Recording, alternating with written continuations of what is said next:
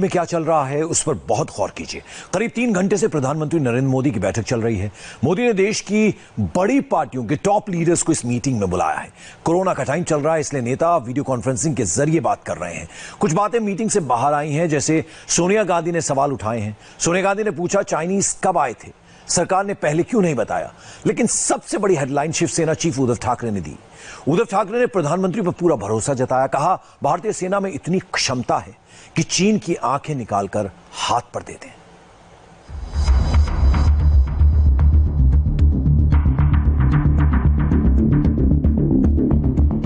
क्या प्रधानमंत्री नरेंद्र मोदी के सियासी दुश्मन कुछ दिनों के लिए दुश्मनी भूल जाएंगे?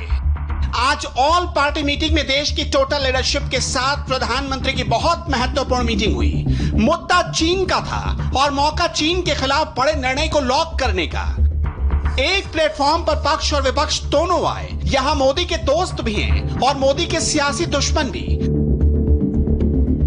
सोनिया गांधी थी, शरद पवार थे, सीताराम येचुरी थे, नवीन पटनायक थे, मायावती थी, अखिलेश यादव थे, नीतीश कुमार थे, उद्धव ठाकरे समेत देश के टॉप 20 पावरफुल लोग। प्रधानमंत्री की ऑल पार्टी मीटिंग में क्या फैसला हुआ, किसने क्या कहा, किसके सुर क्या हैं, कितने बदले, हम आपको बताएं। लेकिन पहले प्रधानमंत्री नरेंद्र मोदी को गौर से सुनिए।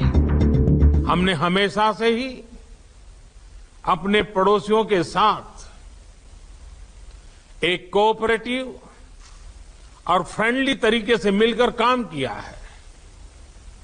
हमेशा उनके विकास और कल्याण की कामना की है। जहां कहीं हमारे मतभेद भी रहे हैं, हमने हमेशा ही ये प्रयास किया है कि मतभेद विवाद न बने, डिफरेंसेस डिस्प्यूट्स में न बदले। हम कभी किसी को भी उकसाते नहीं हैं, लेकिन हम अपने देश की अखंडता और संप्रभुता के साथ समझौता भी नहीं करते हैं। प्रधानमंत्री ने जो कहा उसका सटीक विश्लेषण आपको 4 तरीके से समझना पड़ेगा। पहली तस्वीर लद्दाख की है। आसमान में सुखोई और मिग 29 लड़ाकू विमान तैयार हैं। दूसरी तस्वीर बलिदान की है, देश में गुस्से की। तीसरी तस्वीर सियासत की है, जहां विपक्ष भी कह रहा है चीन का परमानेंट इलाज जरूरी है। चौथी तस्वीर भारतीय सेना की है, सेना के हाथ खोल दिए गए हैं। जब भी समय आया है, हमने देश की अखंडता और संप्रभुता की रक्षा करने में अपनी शक्ति का प्रदर्शन किया है, अपनी क्षमताओं को साबित किया है। त्याग और तितिक्षा हमारे राष्ट्रीय चरित्र का हिस्सा है, लेकिन साथ ही विक्रम और वीरता भी उतना ही हमारे देश के चरित्र का हिस्सा है। मैं देश को भरोसा दिलाना चाहता हूं,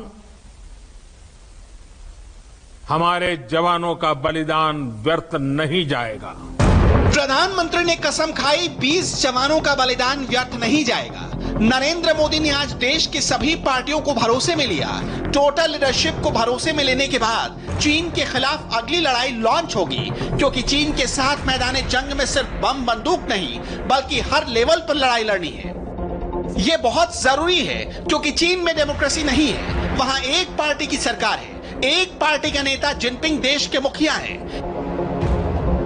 लेकिन भारत में एक प्रधानमंत्री नरेंद्र मोदी हैं और देश में 400 पार्टियां हैं।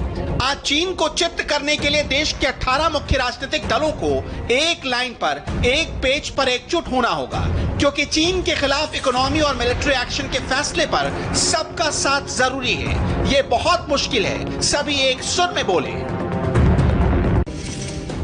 आज देश के रक्षा मंत्री ने गलवान वैली में हुई हिंसा की और देश के विदेश मंत्री ने चीन के साथ चल रही बातचीत की पूरी डिटेल सभी नेताओं को समझाई।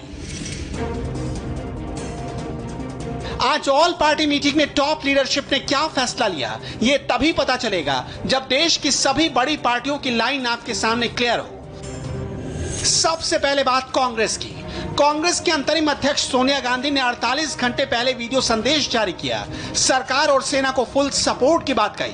हम विश्वास दिलाते हैं कि संकट की इस घड़ी में कांग्रेस पार्टी पूरी तरह हमारी सेना, सैनिकों, सैनिक परिवारों और सरकार के साथ है। मुझे यकीन है कि इस चुनौतीपूर्ण समय में पूरा देश एकजुट होकर दुश्मन का सामना करेगा।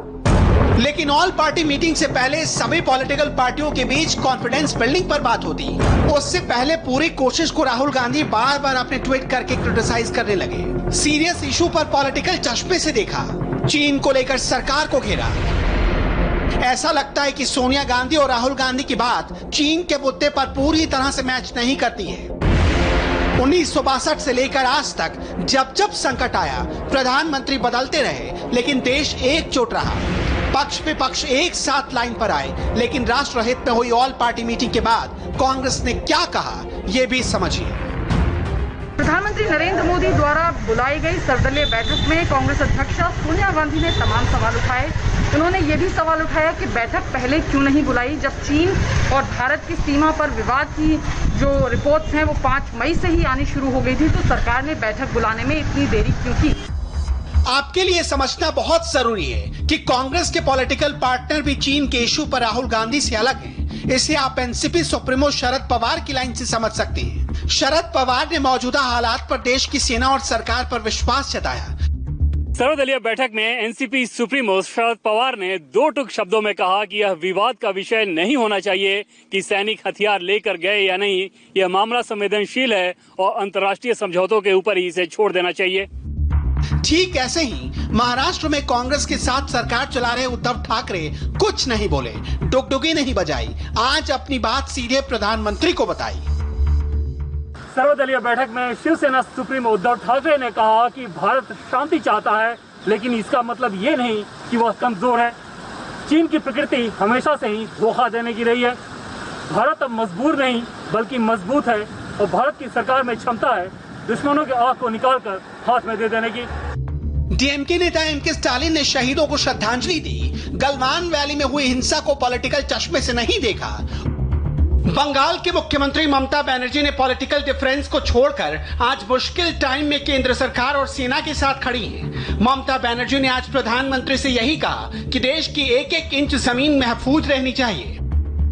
सर्वदलीय बैठक में ममता बनर्जी ने कहा कि चीन में लोकतंत्र नहीं है, वहां तो तानाशाही है और अपने सोचने के हिसाब से वो कुछ भी कर सकते हैं, जबकि भारत में लोकतंत्र है और जीत हमारी होगी, चीन हारेगा। बस जरूरत इस बात की है कि हमारे सोचने, वचन और कर्म में एकता होनी चाहिए। साथ ही साथ उन्होंने ये भी कहा कि टीएमसी पूरी तरह से सरकार के साथ है।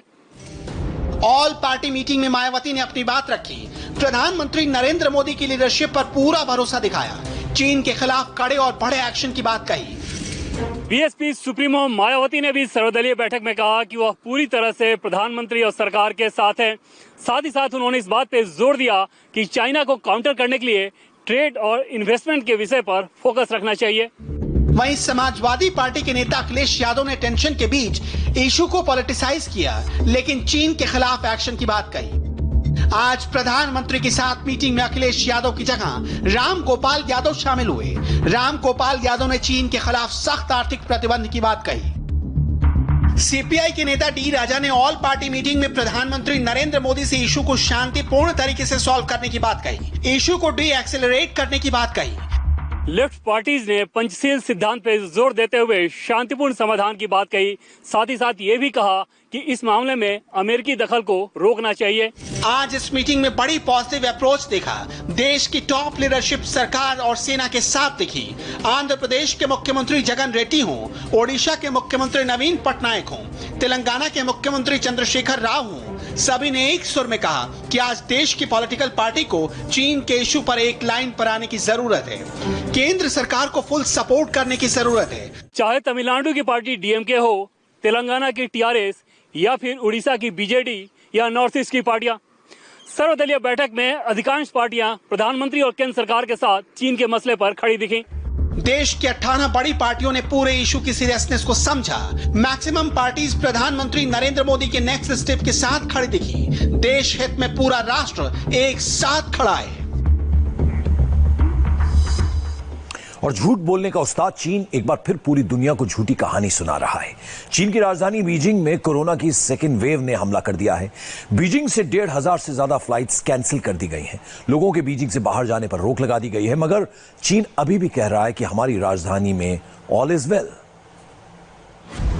एयरपोर्ट बंद, बाजार बंद, मोहल्ले बंद, आवाजाही बंद। यह है चीन की राजधानी बीजिंग का हाल। खुद की दुनिया को नई महाशक्ति बताने वाला चीन इस वक्त घुटनों के बल खड़े होने को मजबूर है। जिस चीन ने दुनिया को कोरोना वायरस का कहर दिया, आज वही चीन कोरोना वायरस के आगे झुकने को मजबूर हो गया है। बीजिंग में कोरोना वायरस के टेस्ट के लिए कतारें लगने लगी हैं। करीब 50 दिनों के अंतराल के बाद बीजिंग में कोरोना वायरस के मरीजों की भरमार हो गई है और इसकी शुरुआत हुई थी बीजिंग के शिनफाड़ी थोक बाजार से। चीन के अपने सरकारी चैनल सीसीटीवी का दावा है कि ये एशिया का सबसे बड़ा थोक बाजार है। शिनफाड़ी थोक बाजार में सामन मछली को काटने के लिए इस्तेमाल होने वाले बोर्ड में कोरोना वायरस मिला। चीन इस मछली को दूसरे देशों से आयात करता है। बाजार में कोरोना वायरस मिलने के बाद बीजिंग के हर सुपरमार्केट से इस मछली को बेचना बंद कर दिया गया। बीजिंग में करीब 50 दिनों के बाद दोबारा कोरोना वायरस का संक्रमण मिला था। इसके बाद बीजिंग में रोजाना कोरोना वायरस के 2 दर्जन या इससे ज्यादा केस सामने आने लगे। बीजिंग के अलावा चीन के लियाओनिंग, हुबेई और सिचुआन सूबों में भी दोबारा कोरोना वायरस के संक्रमण पाए गए और इन सभी का संबंध बीजिंग के थोक बाजार से था। राजधानी बीजिंग में कोरोना वायरस की सेकेंड वेव आने के बाद वहां के अधिकारियों में हड़कंप मच गया। आनंद फानन में शिनफाड़ी थोक बाजार को बंद कर दिया गया और इसके आसपास के 30 मोहल्लों में लॉकडाउन लगा दिया गया। साथ ही इस बाजार के मैनेजर को बर्खास्त कर दिया गया। यही नहीं, चीन के 2 प्रमुख हवाई अड्डों से 1,500 से ज्यादा उड़ानें कैंसिल कर दी गई। बीजिंग के सभी स्कूल कॉलेज बंद कर दिए गए। राजधानी बीजिंग से लोगों के बाहर जाने पर रोक लगा दी गई। 3 तरह के लोगों के बीजिंग से बाहर जाने पर रोक लगा दी गई है। जो कोरोना वायरस से संक्रमित हैं या जिनके संक्रमित होने का शक है, या फिर जो संक्रमित लोगों के संपर्क में आए हैं, जो बिना लक्षणों वाले मरीज हैं और जिनको बुखार आ रहा है, जो लोग 30 मई या उसके बाद शिनफाड़ी मार्केट गए थे या वहां जाने वालों के संपर्क में आए थे, उनके संक्रमित होने का जोखिम है। हम बीजिंग के अन्य नागरिकों से अनुरोध करते हैं कि बहुत जरूरी ना हो तो बीजिंग से बाहर ना जाएं, और जिन्हें बाहर जाना ही है उन्हें पिछले 7 दिनों में कोरोना की नेगेटिव लिस्ट दिखानी होगी। 3是中高风险接乡镇人员。 चीन को अपनी राजधानी बीजिंग में कोविड-19 की महामारी दोबारा फैलने का ऐसा खौफ है कि बीजिंग के अधिकारी बुरी तरह घबरा गए हैं। उन्होंने नागरिकों पर सख्त से सख्त पाबंदियां लगा दी है और हर संदिग्ध का टेस्ट कराया जा रहा है। आप चीन में कोरोना के खौफ का अंदाजा इसी बात से लगा सकते हैं कि बीजिंग में पिछले 1 हफ्ते में 9 लाख से ज्यादा कोरोना टेस्ट कराया गया है। इनमें से करीब 4 लाख लोग वो हैं जो कोरोना की सेकेंड वेव के लिए जिम्मेदार शिनफाड़ी मार्केट गए और वहां जाने वालों के संपर्क में आए। यही नहीं, इस बड़े थोक बाजार से होकर गए चीन के करीब 3 राज्यों में भी बड़े पैमाने पर कोरोना टेस्ट कराए जा रहे हैं। लोगों को मजबूर किया जा रहा है कि वो कोरोना का टेस्ट कराएं। बीजिंग में बड़े पैमाने पर कोरोना टेस्ट कराने के लिए फुटबॉल के मैदानों और स्टेडियमों को टेस्टिंग सेंटर में तब्दील कर दिया गया है, मगर स्थानीय लोग प्रशासन पर आरोप लगा रहे हैं कि उन्हें टेस्ट कराने में दिक्कत हो रही है। बीजिंग में कोरोना टेस्ट के लिए 15 दिन का वेटिंग टाइम है। टेस्ट की रिपोर्ट आने में 72 घंटे लगते हैं, लेकिन थोक बाजार में काम करने वाले हर व्यक्ति के लिए टेस्ट कराना अनिवार्य कर दिया गया है। इसके अलावा मेडिकल स्टाफ, सुरक्षा कर्मियों और अन्य फ्रंटलाइन वर्कर्स को भी कोरोना टेस्ट कराना ही होगा। अध्यापकों और छात्रों के लिए भी कोरोना टेस्ट अनिवार्य है। साथ ही जिसे भी बीजिंग से बाहर जाना है उसे कोरोना टेस्ट कराना होगा। यहां रुक रहे हैं एक छोटे से ब्रेक के लिए। ब्रेक के बाद आपको दिखाएंगे कूच बिहार में कैसे दी गई गलवान के शहीद को अंतिम विदाई।